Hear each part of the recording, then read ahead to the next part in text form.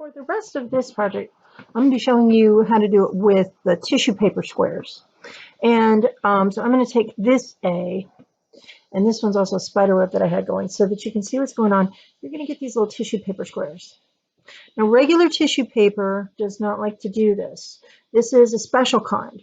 So what I want to do is wherever I want my little paper square to show up some color, I want to get it wet and put it down and maybe a little bit more.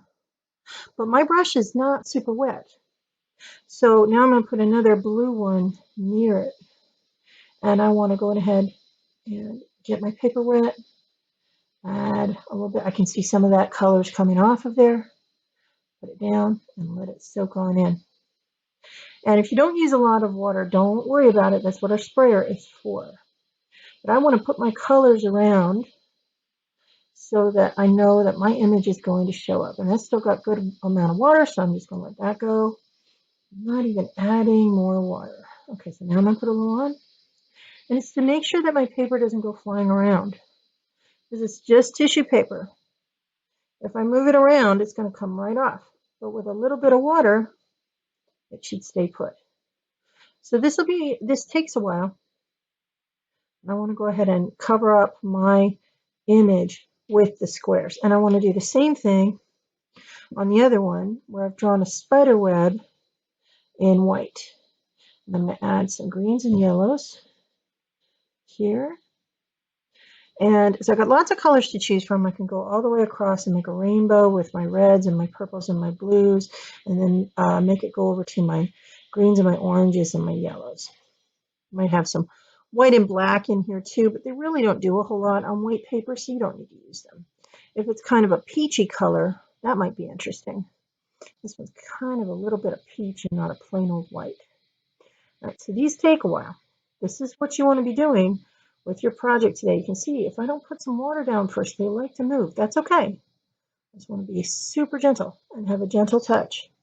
And my color is already moving as soon as I've got some water on my brush. It's moving off of that square. Now, if I'm only going to put water on the top, I definitely need to spray it. Do not worry about spraying it until you're totally done and happy with your picture at the end. So here I'm just going to add some more squares so that you can see how this looks, and then we'll get started on your drawing. Okay, so here's some finished squares.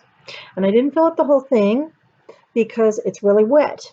And what we want to do is let that dry, and then when it's completely dry, all these little squares will come off. So this is what you want your paper to look like if you are covering it with the squares today and you are using the white crayon.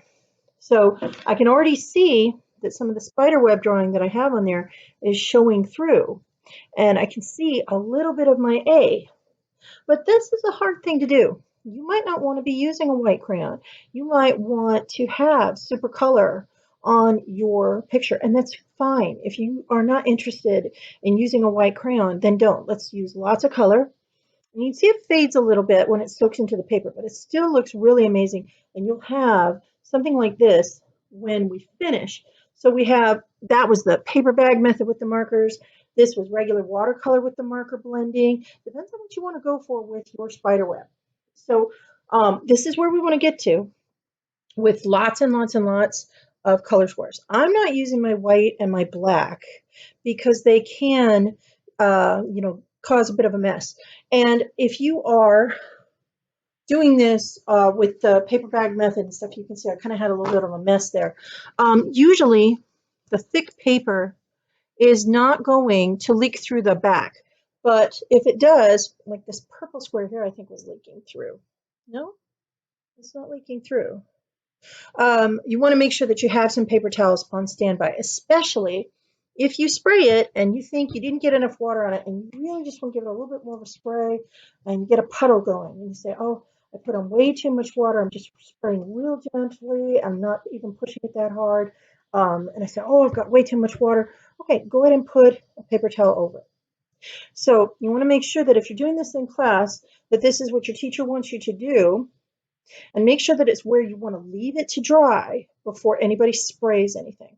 So that's what you want to have, and we'll just leave it alone to dry off. I'm going to clean this off from where my spray was, and we're going to start right away on your spider web drawing. So decide if you want to use white or all the colors of the rainbow of your